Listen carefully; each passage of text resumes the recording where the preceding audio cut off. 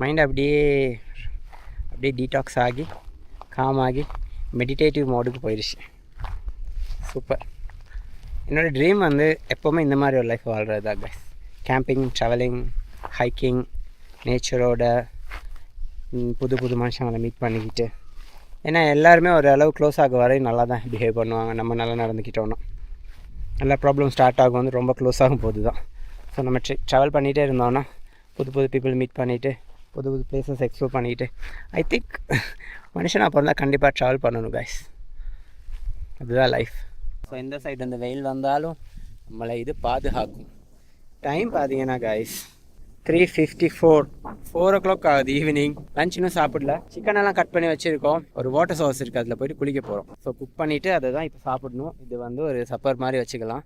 மறுபடியும் பசி வந்தால் நைட்டுக்கு வேறு ஏதாவது குக் பண்ணி சாப்பிட்லாம் கைஸ். இதிலே டைம் போயிடுச்சு. செம்மையாக இருந்துச்சு. நல்லா ஒரு எப்படி